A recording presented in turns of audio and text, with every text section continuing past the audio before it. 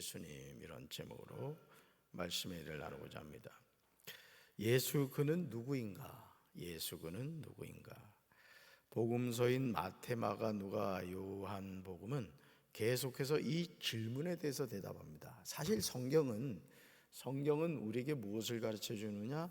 구약 성경은 오실 메시아, 그리고 신약 성경은 오신 메시아, 다시 오실 메시아, 이것을 우리에게 가르쳐 주고 있죠.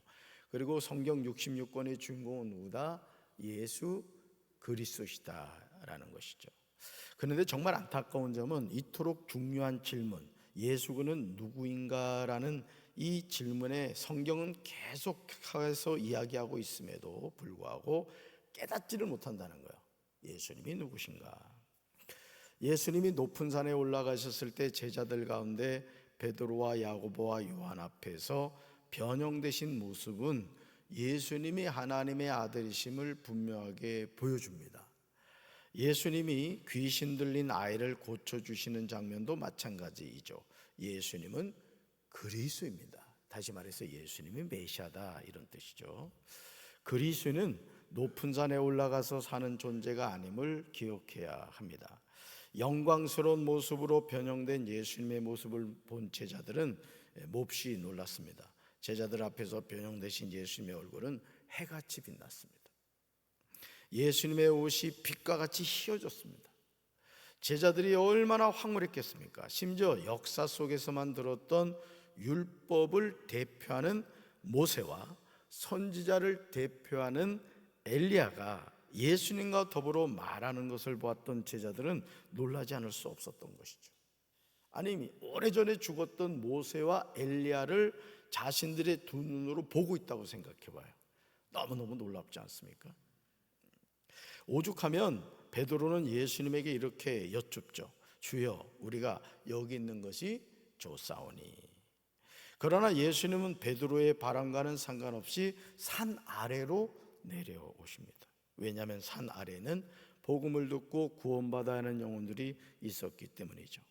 예수님은 죄인들을 구원하려고 이 세상에 오신 줄로 믿습니다. 그러니까 예수님이 이 세상에 왜 오셨는가? 예수님이 무엇 때문에 이 세상에 오셨는가를 우리는 늘 기억해야 됩니다. 혹시 지금 여기에 계신 분 가운데 높은 산에 초막을 짓고 계신 분이 계시진 않으십니까? 그렇다면 이제 산 아래로 내려오셔야 돼요.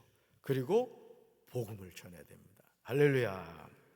예수님은 하나님이 사랑하는 아들이고 기뻐하는 자임을 기억해야 됩니다. 베드로가 초막 셋을 짓자고 말할 때 호련히 빛난 구름이 베드로와 야고보와 요한을 덮습니다. 그리고 구름 속에서 소리가 나서 말합니다. 읽어볼까요? 이는 내 사랑하는 아들이요 내 기뻐하는 자니 너희는 그의 말을 들으라. 아멘. 이는 내 사랑하는 뭐라고요? 아들이요 내 기뻐하는 자라. 예수님의 제자들이 얼마나 놀랐겠습니까? 모세와 엘리야를 본 것도 놀라운데 하늘로부터 소리가 났다는 것이죠. 우리는 구름 속에서 들려온 음성을 통해서 예수님이 누구신가에 대해서 분명하게 알게 되죠. 여러분, 성경이 우리에게 예수님이 누구신가를 가르쳐 준다고 말씀을 드렸습니다마는 심지어 구름 속에서 음성까지도 예수님이 누구인가에 대해서 말씀하고 있다는 거예요. 예수님은 하나님이 사랑하시는 아들이신 줄로 믿습니다. 예수님은 하나님이 기뻐하시는 아들이신 줄로 믿습니다. 그러므로 예수님을 따르는 우리는 누구 말을 들어야 될까요? 예수님의 말씀을 들어야 되는 거예요. 할렐루야. 높은 산에서 제자들이 보았던 모세와 엘리야는 우리와 함께하지 않습니다. 변화산에서 잠깐 예수님을 만났지만 그들은 돌아갔단 말이에요. 그러나 우리 예수님은 영원토록 우리와 함께 하시는 줄로 믿습니다.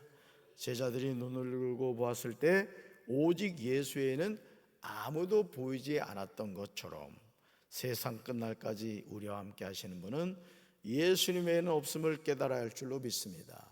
따라합시다. 오직 예수님입니다. 오직 예수님입니다. 아멘. 우리에게 필요한 것은 믿음임을 기억하고 큰 믿음의 사람이 되어야 됩니다. 믿음은 만병통치약이 아닙니다. 믿음은 둥구름과 같은 것도 아닙니다. 믿음이 무엇인가에 대해서 히브리서 기자는 히브리서 11장 1절에서 다음과 같이 정의하고 있습니다. 우리 쉬운 성경 번역을 한번 읽어봅니다. 믿음은 우리가 바라는 것들에 대해서 확신하는 것입니다. 또한 보이지는 않지만 그것이 사실임을 아는 것입니다. 아멘. 우리는 주님께 믿음을 구해야 될 줄로 믿습니다. 주여 나에게 큰 믿음을 주옵소서. 귀신 들린 아이를 고치신 예수님은 제자들에게 묻고 계십니다. 너희 믿음이 어디 있느냐? 너희 믿음이 어디 있느냐? 제자들이 귀신 들린 아이를 고칠 수 없었던 이유에 대해서 예수님은 믿음의 문제다 이렇게 지적하십니다. 그러므로 우리는 20절 말씀을 주목해서 봐야 돼요. 우리 20절 같이 읽습니다. 이르시되 너희 믿음이 작은 까닭이니라. 진실로 너에게 이르노니 만일 너에게 믿음이 겨자씨 한 알만큼만 있어도 이 산을 명하여 여기서 저기로 옮겨지라 하면 옮겨질 것이요 또 너희가 못할 것이 없으리라. 아멘. 오늘 우리 삶도 믿음에 의해서 결정됩니다. 믿음의 눈을 가지고 바라보면 불가능하게 보이는 것도 가능하게 되는 줄로 믿습니다. 그래서 하나님의 저는 자꾸 믿음의 선포를 해야 돼요. 따라서 나는 된다. 우리 가정은 복받았다. 우리 교회는 부흥한다. 우리나라는 좋은 나라다. 아멘이십니까? 예수님은 사람들의 손에 넘겨져 죽임을 당하고 제3일에 다시 살아나셨습니다. 예수님이 누구 때문에 돌아가셨습니까? 예수님이 누구 때문에 고난을 겪으셨습니까? 이 질문에 대해서 우리는 대답할 수 있어야 됩니다. 그런데 안타까운 점은 예수님의 죽으심과 예수님의 고난을 무가치하게 만드는 사람들이 적지 않다는 점입니다. 오늘 우리가 예수님의 죽으심의 의미를 알고 예수님이 제3일에 다시 살아나셨음을 분명하게 믿는다면 우리의 삶은 달라질 것입니다.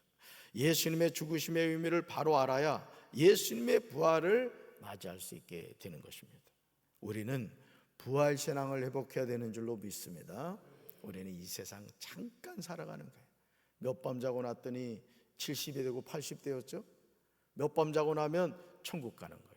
그러니까 여러분 오늘 우리에게 허락해 주신 이 소중한 하루하루를 믿음을 통해서 부활 신앙을 가지고 살아야 될 줄로 믿습니다.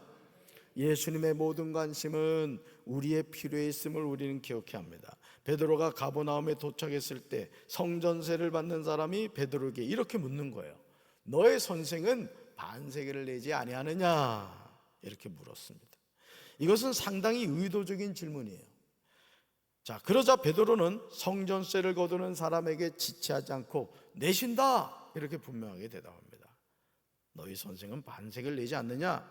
성전세 내느냐? 물었더니 내신다고 대답해요. 베드로가 집으로 들어갔을 때 예수님은 베드로에게 관세와 국세에 대해서 질문을 하십니다. 그러면서 예수님이 27절에서 신비한 방법을 통해서 성전세를 해결하십니다.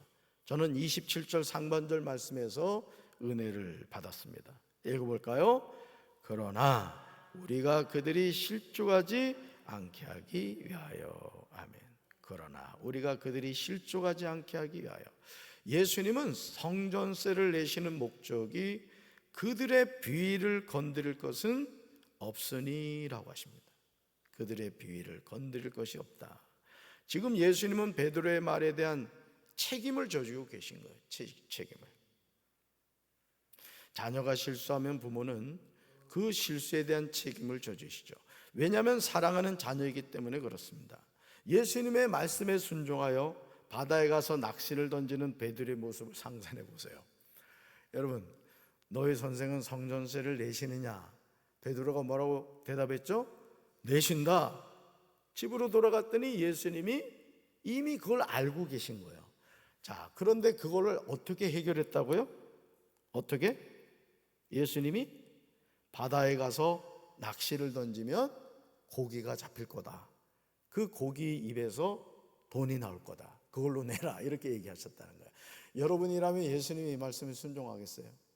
아니, 여러분 바다에 가서 낚시를 던졌는데 고기 잡는 것도 쉽지 않을 뿐만 아니라 아니 그 고기가 왜 돈을 물고 있습니까? 근데 베드로는 어떻게 했다? 예수님 말씀에 순종했다라는 거죠. 바다에 낚시를 던진 베드로가 어떤 생각을 했을까요?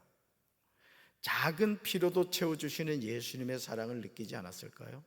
낚시를 던져 먼저 오르는 고기를 가져 입을 열었는데 그 입에서 돈 한 세개를 얻었을 때 그 기분이 어떠했을까요? 아마 어떤 사람은 또 이거는 이제 성경에 나오진 않았지만 하나님이 그렇게 또 말씀하지 않으셨을까 하는 저는 생각이 듭니다. 너는 저 바다에 갈릴리 바다에 가서 한 세개를 던져라. 누군가에게. 그랬더니 또 물고기를 통해서 내가 동전을 던지게 할 텐데 너는 입을 벌리고 있다가 그 한 세개를 삼켜라. 이제 상상해 보는 거예요. 그냥 또 우리 목사님은 성경에도 없는 얘기를 한다 이런 얘기 하지 마시고 이제 그런 스토리가 있지 않았을까라는 것이죠. 그러니까 여러분 오늘 우리가 신앙생활을 한다는 것은요 뚱딴지 같은 경우가 많아요. 여러분 베드로가 예수님의 말씀에 순종해서 낚시를 가지고 바다를 가는 장면을 생각해 보란 말이에요. 그리고 낚시를 던졌는데 그 고기가 잡히고 그 입에서 한 세길이 나온다. 지금 주님이 저와 여러분에게 이렇게 말씀하십니다. 읽어볼까요? 가져다가 나와 너를 위하여 주라. 아멘. 어디서 가져오라는 거예요? 물고기 입에서. 누가 잡은 고기? 베드로가 잡은 고기. 그러니까 여러분 오늘 우리가 믿음을 갖고 살아간다는 것은 하나님의 말씀을 온전히 믿고 순종하는 겁니다. 이 순종이 없으면 우리 신앙은 뜬구름 잡는 것 같은 거예요. 저는 오늘 이 새벽기도 용사들이 예수님의 말씀에 순종해서 바다에 가서 낚시를 던지는 베드로처럼 온전한 순종을 통해 하나님의 기적을 체험하게 되기를 주님의 이름으로 축원합니다. 우리의 형편을 아시는 주님은 지금도 우리와 함께 하심을 믿으시길 바라요. 우리의 모든 필요를 채우시고 우리의 연약함을 아시는 그 주님이 오늘도 나와 함께 하심을 믿고 믿음 안에서 승리하는 우리 사랑하는 성도들 되기를 주님의 이름으로 축원합니다. 가슴에 손 얹겠습니다. 사랑의 주님, 오늘도 우리가 이 하루를 살아가면서 하나님의 은혜 가운데 살기를 원합니다. 베드로를 향하여 바다에 가서 낚시를 해서 고기를 잡으면 그 고기에 한 세길이 있을 것이라고 예수님은 말씀하십니다. 나와 너를 위하여 성전세를 내라고 예수님 말씀하십니다. 주님, 뚱딴지 같고 말 같지 않게 느껴지지만 하나님은 지금도 말씀대로 이루시는 분인 줄로 믿습니다. 오늘 우리의 형편과 처지를 아신 주님, 공중나는 새를 보라, 들의 백합화를 보라, 하물며 너일까 보냐 말씀하신 주님, 오늘도 우리가 온전히 주님을 바라보며 믿음 안에서 승리하게 하옵소서. 예수님의 이름으로 간절히 기도합니다. 아멘.